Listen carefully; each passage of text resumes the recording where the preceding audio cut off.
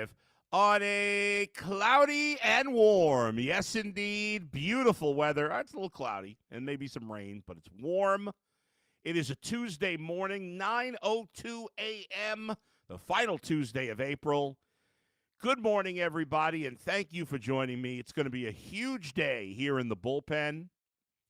Coming up in just a few minutes, I'll be joined by the guy who breaks down the tape, who takes you inside the film room better than anybody in the business. Longtime NFL films guru, Greg Cosell, is joining me today. I'm going to ask him about all the players that the Browns drafted. And remember, Greg Cosell doesn't get involved in draft grades. He doesn't get involved in personality. He doesn't get involved in drama. None of that. That's all off the radar for Greg. That's why I love having him on. The rest of us, there's too much emotion involved. We let our fandom and our biases affect our opinions on players. Not Greg. He sees the tape. He studies it as much as anybody. He's been doing it for 1,000 years. He knows what he's looking for. Doesn't mean he's always going to end up right, but nobody's always right. But he does it better than anybody else, and that's why I was excited to have him on. Wanted him to be the first guest after the draft. So we have enough time that I'm going to ask him about every single player the Browns drafted. There'll be no exceptions. So you'll get his thoughts when he watches the film. Who does he like that the Browns drafted? Who does he not like as much that the Browns drafted? That's all coming up in just a few minutes. Also today, if that were it, it'd be a great day. But also later today, I will be talking with Browns quarterback Joe Flacco. I believe it's his first time doing an interview since the draft. I know he was with I believe Ken and Lima on the Fan. I think he did something on KNR as well. But that was before the draft. Now the Browns have drafted two quarterbacks. There's so much to talk about with Joe, but part of that I will ask him about what happened in the draft. But Joe was in the bullpen with me in January of 24 after the excitement of the end of the 23 season, or maybe it was February of 24. I can't remember exactly. And it was such a pleasure talking with him. Class act all the way. And the fans loved him. And so I'm very excited to talk to Joe. I will let you know at some point exactly what time. We're just working some things out, but he will definitely be on with me today. So very excited about that. Okay, let's get to some other things here before we bring in Greg Cosell. It's hard for the playoffs to be under the radar, but with everything that's gone on with the Browns in the draft, which is usually the case. And by the way, I, as always, will read your messages in the chat, so make sure you send any questions and comments you have. I'll get to that on the chat and also later today with Joe Flacco. But the Cavs playoff series kind of went under the radar, and a big part of that is because they kicked the shit out of the Miami Heat. I mean, it was total domination.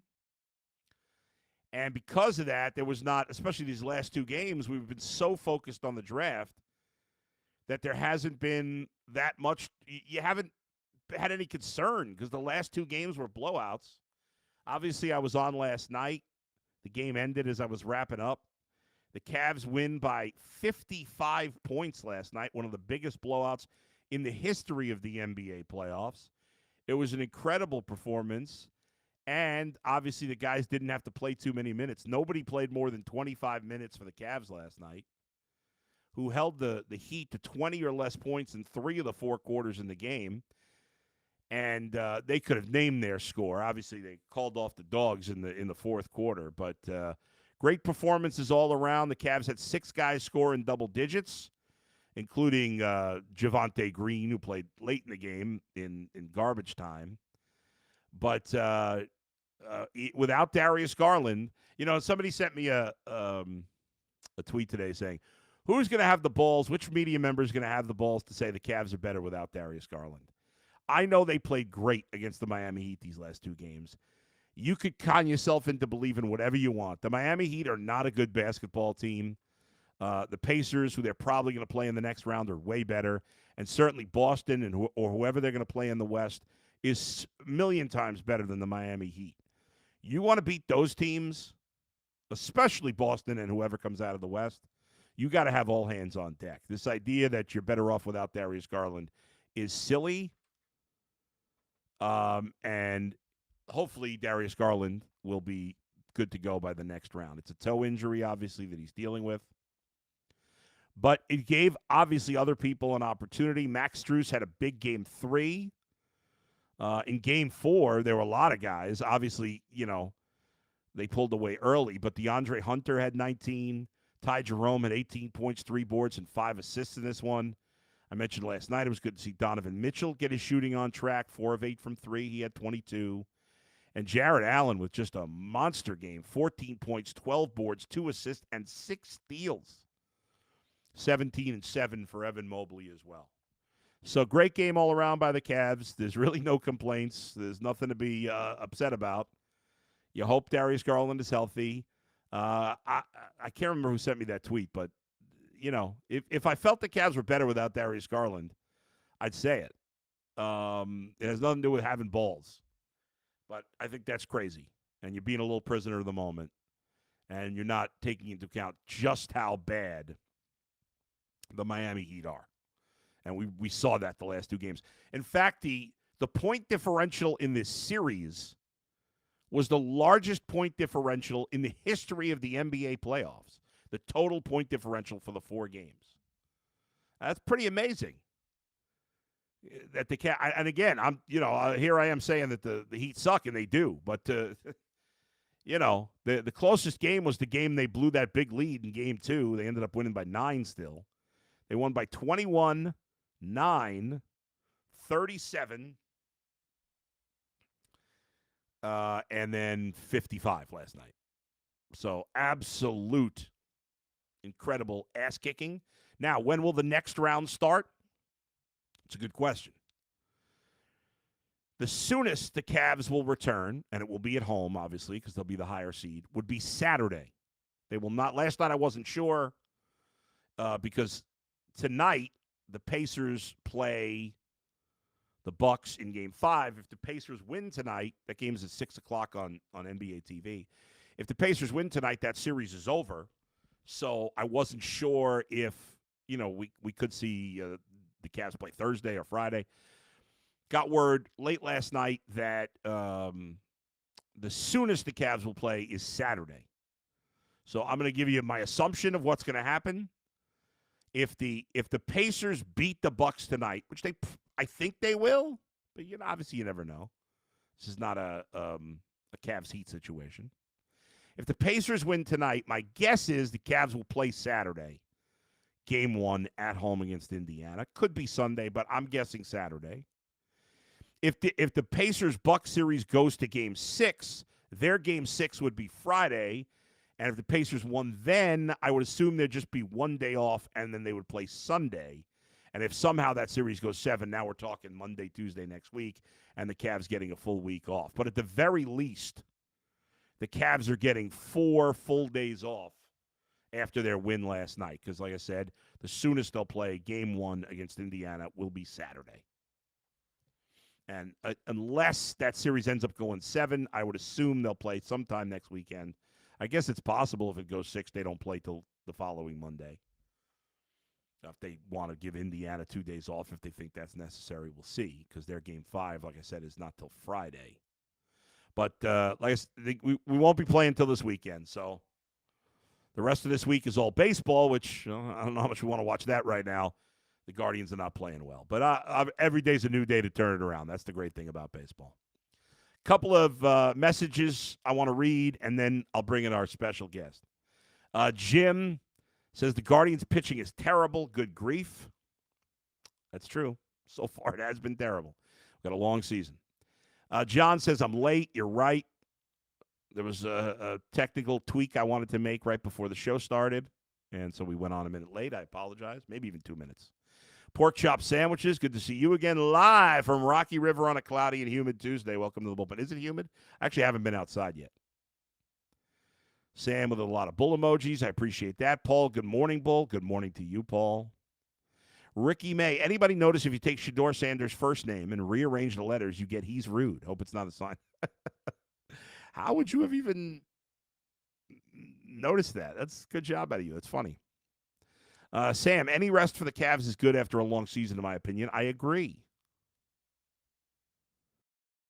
Jeffrey says, should we be worried that Shedeur Sanders was in Dallas at the club? I don't know. I was told he was in a gym in Cleveland working out this morning. I have that on good authority, so I'm not really worried about that. All right, so as you know, folks, I love guys who can take their emotions out of it. And the guy who's joining me now, he is unbelievable. I reference our guest all the time on this show whenever we're talking about draft picks because there's a lot of people out there that put up mock drafts and do all these things, and a lot of them have no idea what the heck they're talking about. But this guy, unlike most, knows exactly what he's talking about because he studies the film and he tells you what he sees. And you don't get a better breakdown than from Greg Cosell, and he's with me now. Greg, how are you? Thanks for joining me. Hey, I'm doing great. It's I guess the draft is over, huh? It seemed like it was never going to end there, especially for the Browns. There's always drama involved, and well, I think every team probably feels that way. I guess so, especially when you're used to losing and the draft becomes so important. I do want to start with the end of the draft, Greg, because the last pick the Browns took was Shedeur Sanders. Obviously, there was a lot of talk about him before the draft. Would he go in the first round? Would he be the second pick? Well, he ended up lasting to the fifth round. Obviously, there's more to it than football. We're not interested in discussing that. I'm curious, your thoughts, now that you know he's a fifth-round pick. What's his chances in this crowded quarterback room of standing out in Cleveland? He's in an interesting situation for the simple reason that, it's probably somewhat of an open situation. Look, obviously they signed Flacco, and I don't. They have Kenny Pickett. They obviously drafted Dylan Gabriel. So it's I would think it's somewhat of a competitive situation. I mean, all I can do is tell you what I thought watching Sanders tape. Right. I can't get into where he should have been drafted. I certainly can't get into extenuating circumstances, Sure, which may or may not have existed. Those are things that we simply don't know. But I mean, I can tell you, for instance, that I did speak to an NFL coach, and this is one coach, so others may have felt differently, who's been in the league for 35 years, who felt that he was a backup quarterback in the league. So that's, but I can just very easily, read to you a couple of sentences from my transition when I finished watching Sanders. And just so people understand, I watched him in the summer of 2020. Let's see, we're in 2025 now. Okay. Yeah. So I watched him in the summer of 2023 from Jackson State in 2022. I watched him last summer, his first year at Colorado in 2023. And then, of course, I watched him this year from 2024. So I've probably seen 25 games of Shedeur Sanders. So take that for what it's worth. But I said that Sanders is an easy, natural thrower, despite not having higher level arm strength. And there is no question that he can make all the necessary throws with the needed precise ball placement, which was clearly a strength of his game. His strengths as you project and transition him to the next level are as a pocket quarterback with good throwing ability and a sense of vision and feel for the game, working behind a strong pass-protecting O-line with quality receivers and a well-schemed passing game that presents defined reads and throws within the structure and timing of the route concepts. And then just to step away from what I wrote, there were a couple of things that were clear issues with his game. One was he had a really glaring tendency when he felt or perceived pressure to retreat backwards. That's a huge problem. Yeah. Whether that can be fixed or not, I can't answer that question. That could be in his DNA. If you believe that can't be fixed, that's going to drop down your evaluation of him significantly, Sure. because that would be a huge problem. The other thing, when he felt and perceived pressure, is he tended to hold the ball with one hand. Now, that can be fixed. There are a ton of drills for that. But, again, that could be something that he just does naturally.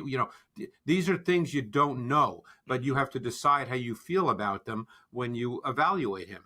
But the retreating backwards was an issue that occurred in almost every game.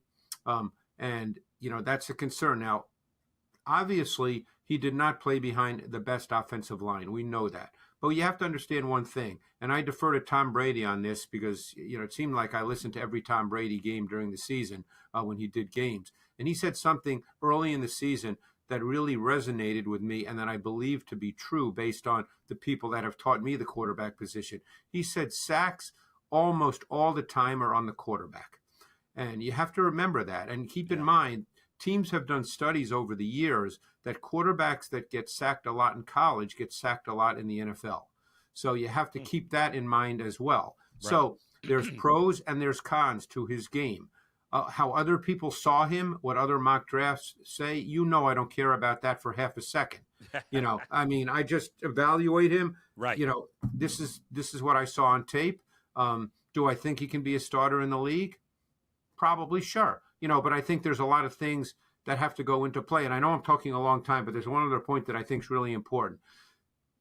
What he essentially is a pocket quarterback. So now when you're a pocket quarterback, a lot of things have to fall into place for you to be successful in this league. Because while he's not immobile, and I don't want to give the impression that he's a statue, he is not a statue. Can he run for a first down? Yes. But at his core, he is going to have to make his bones in the league playing from the pocket. Right. And there's so many things that go into that maybe there's a sense that there's a long way to go in that regard. Even if you factor in the extenuating circumstances, which again, I'm not going to talk about, but they obviously exist. Yeah. There's no way that a team would pass him up as a relatively high pick if they thought he was good enough to be a big-time quality starter and get a team to a Super Bowl because of a few extenuating circumstances. So that's the bottom line. Yeah. If people thought he was big-time, he would have been drafted. No doubt about it. It might have dropped him maybe from the 3rd round to the 5th round. But, if somebody thought he was worth a first-round pick, somebody would have taken him in the first round. Somebody would have taken him, right. Yeah, we've seen that time and time again with guys – for whatever reason, question marks next to their name. Talent always wins out over temperament in the NFL because, you well know, coaches get fired. And if they thought that he could take them to a Super Bowl, you know what? They would have drafted him. No doubt about it. Greg, I think it's I would have never guessed in a million years that if the Browns drafted Shedeur Sanders, he would be the 2nd quarterback they would take in this draft. But, in fact, we talked a ton about Shedeur before the draft. I don't think I spoke a moment on all the different shows I do about Dillon Gabriel. I'm not going to lie. Outside of watching him play against the Buckeyes, I don't think I've ever seen him play. I know he's really short. I know he's put up big numbers. I know he's been in college for a long time, but I don't know anything else. So Dillon Gabriel, 3rd-round pick. What do you think? Well, really short's a relative term. He's 3/4 of an inch shorter than Baker Mayfield. Wow, really? That's the only difference, huh? Yeah. He was 5'11" and 1/8 at the combine. Okay. So, again, I'll read to you what I wrote about Gabriel. And this is and the thing about Gabriel that's different than, let's say, Baker is Gabriel looks short on film. Mm-hmm. Baker doesn't necessarily look that short on film. Gabriel does. But he was 5'11" and 1/8. You can't make that up. That's what he was. That's fair. I said Gabriel more often than not played with a natural feel for the position, showing the kind of subtle and nuanced pocket movement that you do not see from many college quarterbacks. And he had a refined feel for when to come off intermediate route concepts and check the ball down, rarely getting stuck in the pocket. I said what Gabriel would need at the next level is an offense and a passing game built on timing and rhythm concepts with an emphasis on RPOs and quick game where Gabriel can hit his back foot and deliver the ball. Play action and play action boot concepts to more clearly define reads and present cleaner throwing lanes would also be needed to maximize Gabriel's strengths and minimize his rather significant limitations that cap his ceiling. So that's what I said about him. He's a kid, and this is cliched. I realize what I'm about to say is cliched, but he knows how to play quarterback. He understands how to play the position. But obviously, he's got certain things that are problematic. And just one other point: he has a little bit better arm than probably people think. Not a power arm, but he doesn't have an average arm. It's better. It's a little better than that.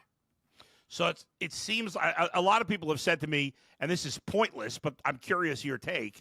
That a lot of people, fans, have said to me that want to get excited about players the Browns pick. They're like, well, if he were 6'3", he'd be a first-round pick. I said, that's irrelevant, but I'm curious. Is the height the only thing, or are there other flaws in the game?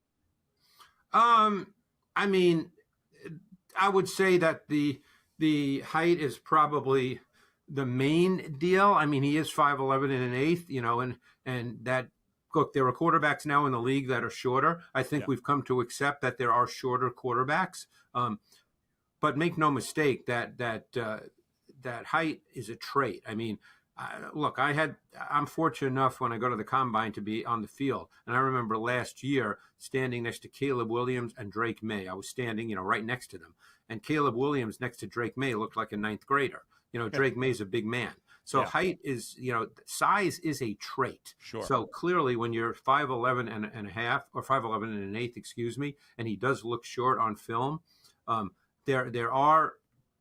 those are limitations. I mean, they do present some limitations. And by the way, he does have, he's a plus athlete. I mean, he can run a little bit. Now, you're not building your offense around his running ability. It's not like Jalen Hurts or Lamar Jackson. Don't get me wrong. But he's not a statue in the pocket. But clearly, he's another guy that's essentially a pocket quarterback. And the interesting thing I thought is that I didn't think he was quite as precisely accurate in 2024 as he was in 2023 when he was at Oklahoma, when I watched that tape last summer. But I wouldn't view that as a problem. Like, I think ball location is a strength of his game.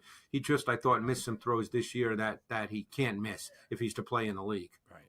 Greg, let's talk about the Browns' first two picks in the draft. Yep. At number 5 overall, after trading down, they take Mason Graham. And then we were kind of shocked here about Carson Schlesinger with the 33rd overall pick in the draft. What do you think of these two guys? Well, Mason Graham's a really fun guy to watch, just because he's so energetic. He's quick, he's powerful. There's an explosiveness to the way in which he plays. You put on the tape from him, and you just, you enjoy it. I mean, he's one of those guys. He's got great first step quickness. He's explosive. He's compact. He's got a powerful punch. He's got heavy hands. He's got body flexibility. He's got everything you need. The one thing that he really that he doesn't have, which is surprising given all of his athletic and physical traits, is at this point in time, he does not rush the quarterback very well. Now, all his physical traits suggest that he should be able to do that. Right. So you assume that as he develops and gets coached, gains experience, that he will be able to do that. But at this point, despite everything that he has, outstanding natural quickness, great movement, constant activity and energy, he just does not rush the quarterback at the level you would like, for the 5th pick in a draft. But I assume it's in his body because he's got all these high-level athletic and physical traits. Yeah. And what about Schlesinger at 33? That was kind of out of left field. Did that feel out of left field to you or no? He's a certain kind of player. I mean, I guess that Koromoa, doesn't he have is he going to be He has an injury. They've been very cagey about what his future is. I mean, in a sense, he's that guy, Schlesinger. Yeah. So I don't know, what the deal is, but he's kind of that guy. I mean, Schlesinger he fits the profile of the key and diagnose, play recognition, quick trigger, stack backer. He's got first step explosiveness, great burst. He would beat blocks with athleticism and sudden twitch rather than with physical stack and shed. He's not a physical player. He's an athletic player. My sense watching him, again, I guess now it comes down to what one's view of physicality is at the stacked linebacker position in the NFL. That, to me, is what it comes down to. A lot of people have said that, the game has changed. Now you want your linebackers to be, kind of run and chase guys, athletic guys. maybe so. I'm not going to say that's, I hope people understand there's so many variables here. That's why it's hard. But last year, for the first time in many a year, there were six backs in the league that had over 300 carries. Now, it might just be a snapshot of one season. Yeah. We don't know if the run game is coming back into vogue or not. It's one season. But he is not at this moment in time a physical player. He's a run and chase, explosive, dynamic, sees it really well and goes. Mm-hmm. That's his game. Yeah. And he's another guy that's really fun to watch. Speaking of running backs, you referenced running backs. The Browns drafted two of them to become the first team in the history of the draft to take two running backs and two quarterbacks in the first 5 rounds. They take Quinshon Judkins out of Ohio State in the 2nd round and Dylan Sampson from Tennessee in the 4th round. So what do you think of those two? Judkins is, his traits are that of a sustaining back. He's the kind of guy you could line up with and he can be your feature back. And obviously they need that. So I'm sure they see him as stepping right in and being the feature back because that's what he is. Yep. I mean, you're dealing with a guy that's a downhill, decisive, velocity runner. He's got enough lateral quickness to beat penetration and slide into the open gap at the first level of the defense. He's got natural power. He's got contact balance. He can run through tackles. He can finish runs. Were there runs where he stretched out his stride? Yes, but he's not really a home run hitter. But you don't have to be. So no, he's a physical back. He's a sustainer. He's a grinder. He keeps an offense on schedule. He's physical. He's tough. I mean, he weighs 221, so he probably can carry the load. Yeah. I liked his tape, and I think that he was drafted to be their guy because if they had a lineup, putting aside the two backs they drafted, if they had to line up tomorrow, Jerome Ford would be the back, right? That's so right. They need a back. And what do you think? What about Sampson from Tennessee? Is he more? Yeah, Sampson, I kept going back and forth on. I wasn't quite sure what I thought of him. I don't think he's a feature back in the league, and I think he was. That's the way he was drafted, not to be that guy. I do think that he was a good runner. I liked his tape. I mean, I thought he had an innate feel for the patience and discipline demanded, particularly in gap scheme. I thought that was his strength. As a gap scheme runner, I thought he had a really good feel for allowing his blocks to define. I thought he had good vision seeing that. He hit the hole with velocity. He's not a big back. When I finished doing him, I made the point that I thought that he was probably a complementary back in a 2-back system. Now, he's physical and competitive inside, but keep in mind there's a difference between physical and powerful. You can run really hard, and a lot of backs do, but that's not the same as being powerful. Like Judkins is powerful. Yeah. Sampson is physical and tough, those are wonderful traits. Sure. But he's not physical. He's not powerful. Powerful, yes. Yeah. All right, last guy I wanted to hit on, Greg, and that's the tight end. Everybody's excited. This is the pick that, for all the talk, everybody was excited about this pick because the kid put up huge numbers at a local school in Bowling Green. Bowling Green. He's from Canton, Ohio. Harold Fannin Jr. How good can this guy be? What's the ceiling on him? Yeah, well, all I can tell you is what I thought, and I did not love him. Okay. I think to me, you want to get him the ball in space and on the move where he can build up speed and be a run after catch factor. He's a straight line linear mover. He does have competitive toughness, but he's a very straight line athlete. You want him running movement routes, crossers, overs, seams, verticals. I think he has better play speed than time speed. He's got great hands. That's his thing. But I think overall, I don't know. I think he can be a factor. He's an odd kind of runner. It's almost like he doesn't lift his legs up when he runs. He's an interesting guy to watch. Yeah. Now, again, at 241 pounds, the question is, what ultimately is he in the context of your offense? He worked at blocking. I'm not going to say he didn't work at it, but, he's only 241 pounds. So he's probably not your number one tight end that you line up attached to your tackle and is a, play side run blocker. So the question is, what is he in the context of your offense? And that becomes an interesting question. as a receiver, like I said, there are things to like, but there's also some stiffness in him. He's very straight lineish. He's got a tight lower half. He doesn't change direction well. But as I said, he's straight line, and he's got some build up speed, and he's got some run after catch. So there's something there to like. It's just a matter of how he can be deployed, because he's a smaller guy for the tight end position. Greg, great stuff. I appreciate you taking the time. Thank you so much for joining me. Hey, no problem at all. Appreciate it. Thank you. You're up, dude. Thanks, Greg. Man, that was it's unbelievable the job that Greg Cosell does breaking down that film. It's unlike anybody else. And I know I'm sure the biggest shocker, I know I was most surprised, because the pick that he seemed to like the least was Harold Fannin Jr., which is obviously the pick that Browns fans most like. Not that he hated it, but it was a pick that everybody seemed to like, and I think part of that is our biases, right?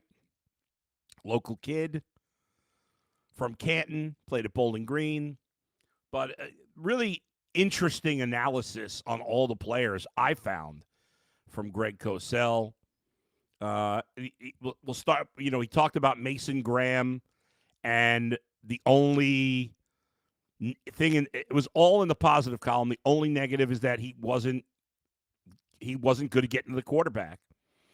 And this is something we talked about a little bit on draft night, but he said he thinks that will come because he's got all the other tools he has that he likes there. He liked the running backs. He gave you some thoughts on Dylan Gabriel, including, obviously his biggest flaw is his height. Really interesting stuff on Shedeur Sanders. Going back to the running backs, he obviously really high on Quinshon Judkins being the bell cow back for the Browns. He said he had some mixed feelings on Dylan Sampson. So good breakdown on all the picks. Hope you enjoyed that. Let's get some fan reaction on what Greg had to say. All right. So, Tim says, I think this is a wonderful position for Sanders to truly prove he's the guy. But Dylan Gabriel will not make it easy on him. Kenny Pickett may be the odd man out. But is he? I don't know. That's something we'll discuss when Joe Flacco joins me later today. Kevin, if he retreated in college with a bad line, that was a big concern. I'm glad you brought that up, Kevin. I'll read Kevin's message and then I'll respond to it here. If he retreated in college with a bad line, wait until he gets behind Cleveland's line against teams that will exploit the weak O-line. That was one of the most fascinating things he had to say about Shedeur Sanders, that was a major red flag. The fact that he was consistently backing up, and how he referenced Tom Brady talking about, sacks are on the quarterback. Obviously Tom Brady knows way more than I do, but I like to hear that because it's something I've said for a long time, that the quarterbacks are often responsible for their sacks. Not all the time, but quite often. I've even said that with the Bengals, because Joe Burrow gets sacked a lot. I think, a lot of it is that he's trying to extend the play. Not that the Bengals O-line is great, but he tries to extend the play. I think we've seen that with Baker quite a bit over the years, especially his time here. And Greg Cosell pointed out that with Shedeur, with the backing up, with the fact that he takes a lot of sacks, it may not just be about the bad offensive line in Colorado. It's about him as a player. And the backing up is a bad trait, and he's not sure if that can be fixed. And that could have been a big concern for a lot of teams. I do agree that he wasn't ignored in the first round because of off-the-field stuff, but he clearly would have gone higher than the fifth round. If it was, I say off the field, it's not really his fault. It's just what comes with being a celebrity kid or a celebrity young man of a celebrity parent. Jim says Gabriel will play before Sanders. If Pickett and Gabriel are even in the quarterback competition, they'll dump Pickett. I'd be stunned if Dylan Gabriel's the Browns starting quarterback, but I guess we'll see. Kevin, wasn't Watson supposed to be our RPO quarterback? Wouldn't that prove a better fit for Gabriel? Well, that's what That's what Greg Cosell talked about was the RPOs with him. Cleveland Sports 91. This front office thinks Pickett can be a salvageable starter, and if that doesn't materialize, we are tanking. How are we tanking? By giving fans what they want and starting Sanders?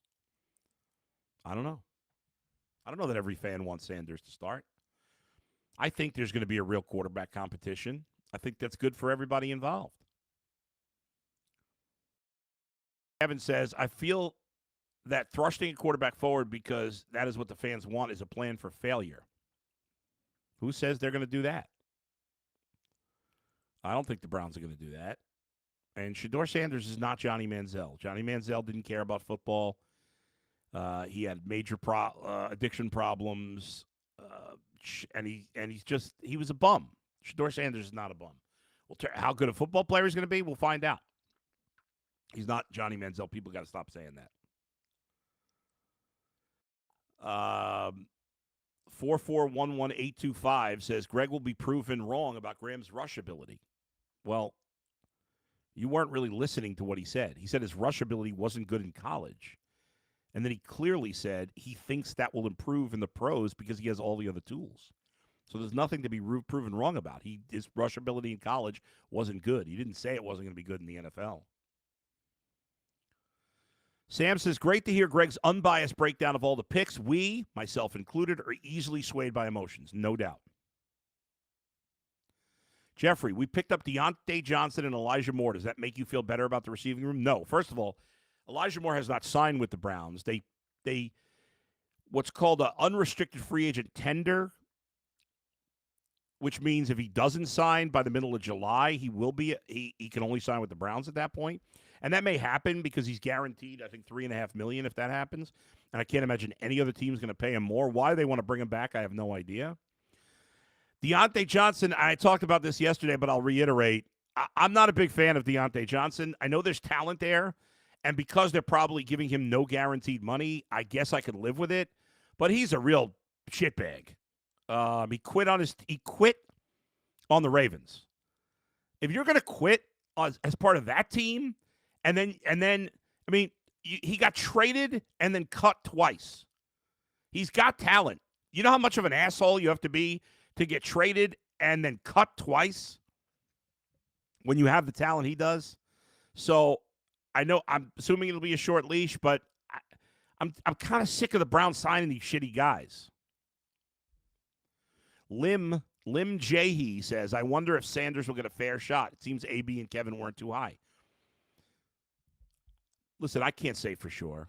I think Kevin and Andrew Berry are guys who want to win and are stand-up guys.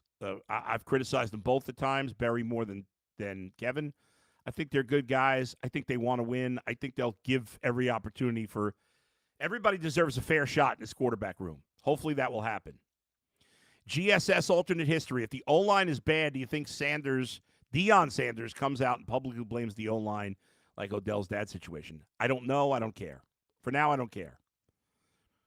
That will be a distraction if it happens. I don't think that'll happen, but who knows? TBE Trucking, you are underestimating Shedeur Sanders' celebrity. I guess we'll find out.